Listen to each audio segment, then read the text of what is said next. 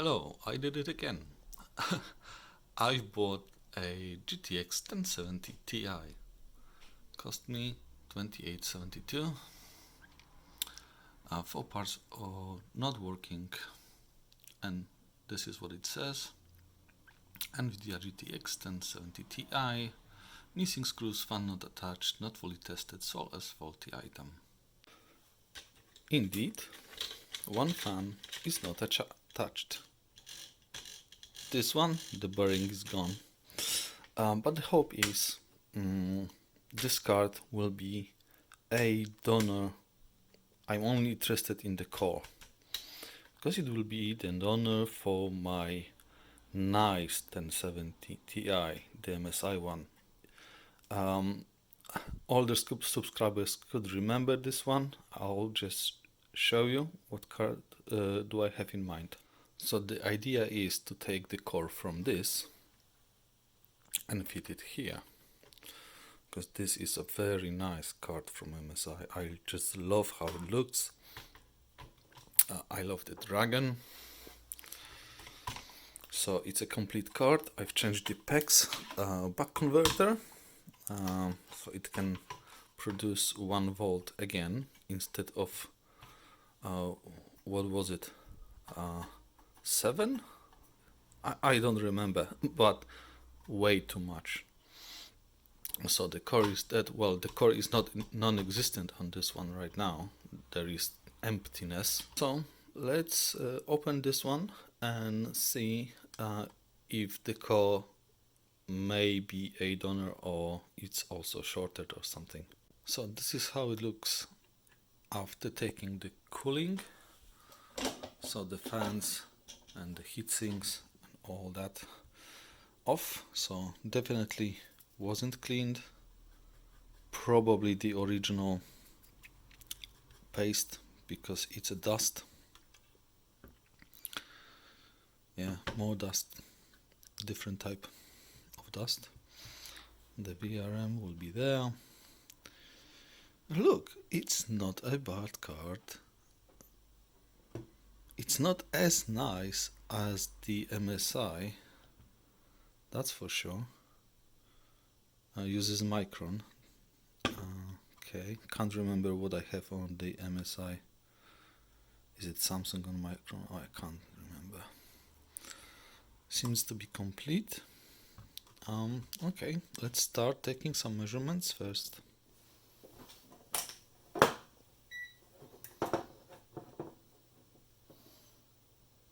Okay, where should I start? PEX.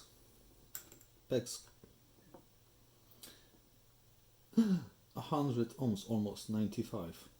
That means it doesn't have the same fault as the MSI. Okay, that's memory, I think. Yes. Whoa, why so high? 112 ohms? Ohms?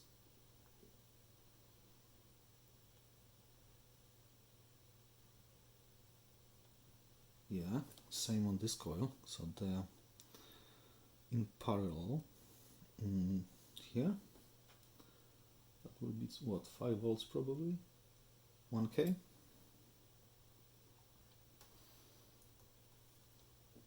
That may be 1.8. Yeah, that's probably 8.6k. So that will be 1.8. Okay, that's what, 1.5 meg, so that will be a filter coil for 12, I guess. So we have memory, we have PEX, we have 5, 1.8. Let's see 12 on the PCI slot. Goes into meg, 1 meg, 3.3, 700 kilo ohms. All right. PCI cable, 800, 900 kilo ohms, which is healthy. So we have all but core, but to measure the core I would need to take the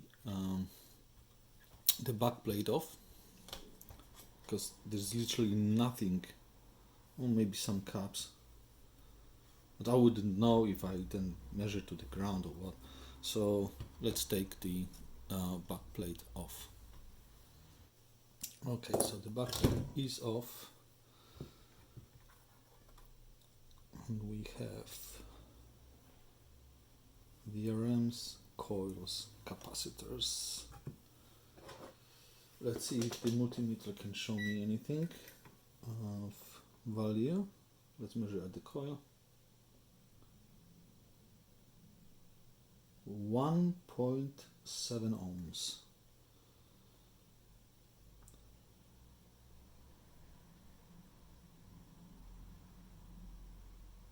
It's all over the place. Now it shows 4. And this one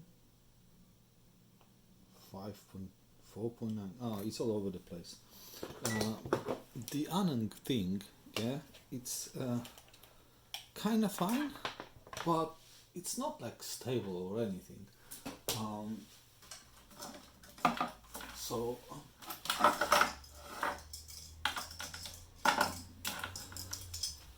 maybe we can try something else today, which is this. This is micro ohm meter. So it's all in Chinese, so I can't really work with it. But just by trial and error, I'll just zero it out, like looking which one is this. So now it measures. Oh, it is zero out. Good. So let's go between the cap on the VMem like and see what we get. 0.28. See, this I like. It is stable. Well, the screen is not nice. Well, I will try to show you. But where the Aneng one is all over the place, this thing, once I get the good contact. I need a good contact first.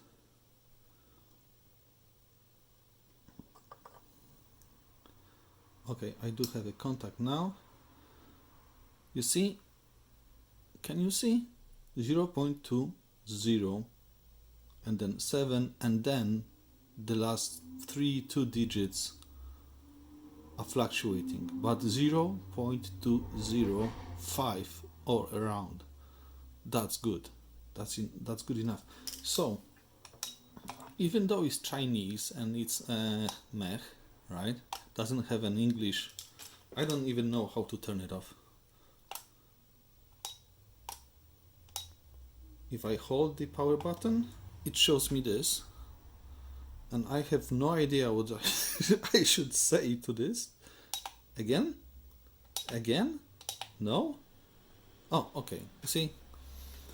I don't know Chinese at all. So, but yeah, I can use it.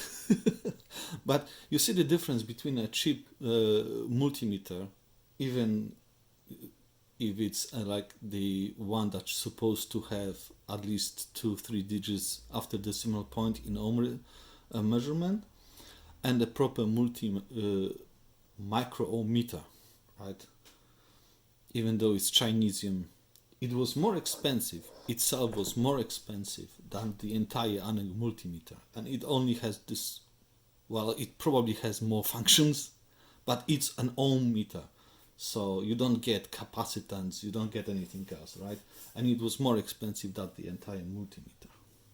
But yeah, I'm happy with all the measurements. That's supposed to be a donor. I bet you bottom dollar that I'll just connect it to my test rig.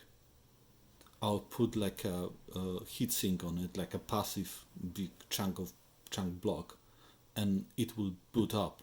Or in the worst case, there will be one memory to replace, which this is GDDR5. I have plenty. I can just If it's memory problem, I can just replace the memory in 5 minutes.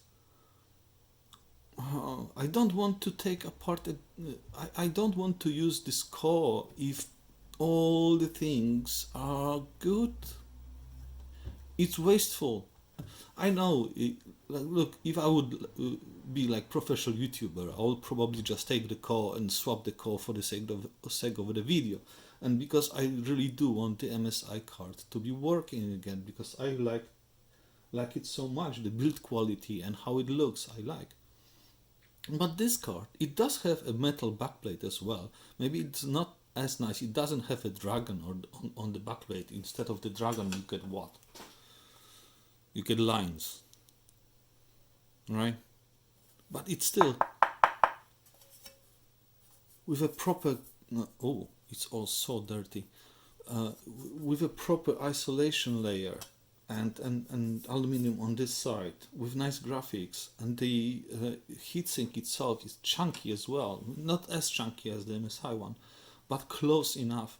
It's close enough. It's good enough that look. I'll check the card, but if it's just memory or like one VRM is not working for some reason, we don't get the voltages or PWM signals, I'll just repair it. Let's say unless all the memory is blown and the core survived and the memory controller in the core survived, then I will take the core.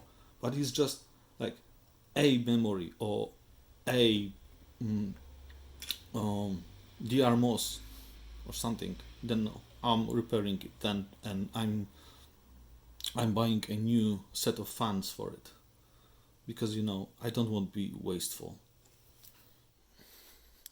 Well, guys, it did turn on. Oh god. Look, I'll try to sit you somehow so you can see the TV, because I need to hold to the piece of metal, right? And I'll try to run maths and we can see what it will do. But it gave me the picture. It booted straight away.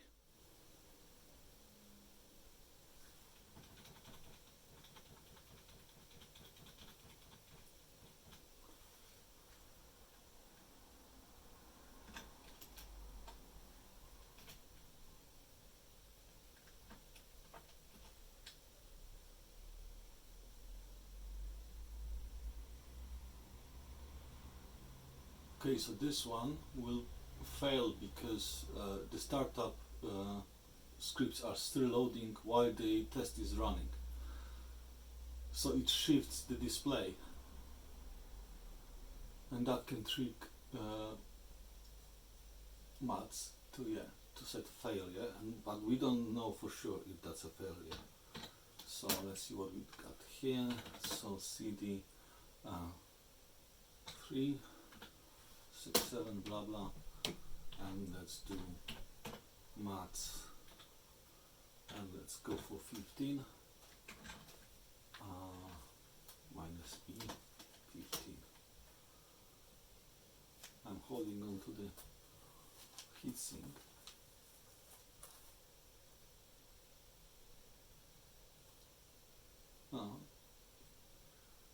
It does look alright, and we have a pass.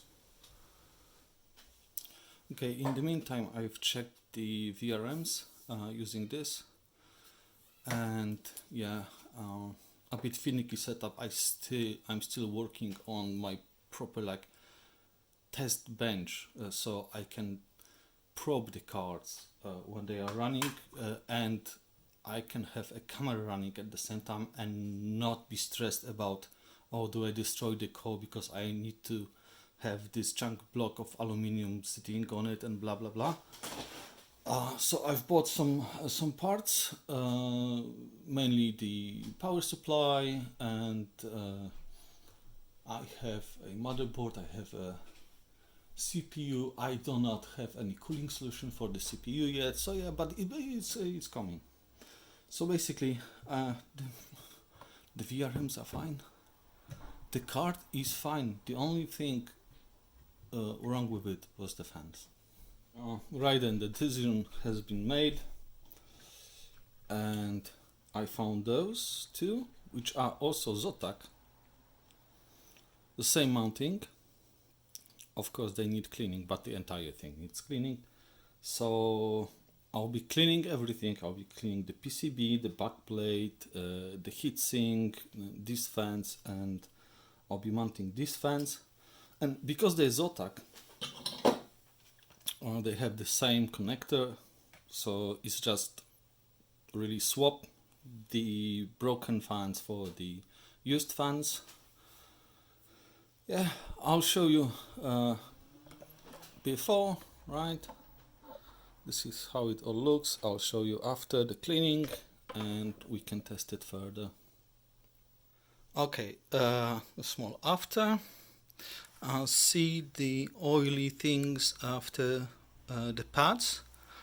That plus the destroyed fans, maybe ex-mining card, I don't know. So, okay, that's the board, that's the new fans cleaned. Look, I'm no Greg Salazar, right? I don't do deep cleaning, but I'll take it. I'll take it. And I must say, this guy needs to probably buy these cotton swabs by the tons. Probably have like a, you know, supplier from Russia or something very cheaply. Of course, nothing but the best, right? MX4. Never let me down when it comes to GPUs, to be honest. Cat. I can't sit now. I need to do my work standing up. Plot twist. So the board is now with the backplate. I would need probably to change the thermal pads. I'll see what I have. But the plot twist is here. The plot twist is that the fan connector for this card is here. It's not going there. It's like 20 millimeters too short. Oh god. So yeah, I think I'll just do an extension because I can't be bothered to be honest to now buy another set of fans where these look so great and now are super clean and all that. Much better now. Well, maybe too long, but yeah, I'll hide it right there. It's fine. It's better. Works. Und I have keine Ordnung on my desk. Oh well. There it is then. Zotac is nicely lit. I don't know if it's RGB or just white. No idea. Probably just white. Yep. All good. Running Heaven, Full HD. The TV is 4K, so sensors, GPU clock, nice, memory clock, nice, dynamic. Temperature, well, I'll see where it settles. I would suspect somewhere in the 60s, maybe low 70, something like that. So yeah, nice card and clean now. Thanks for watching.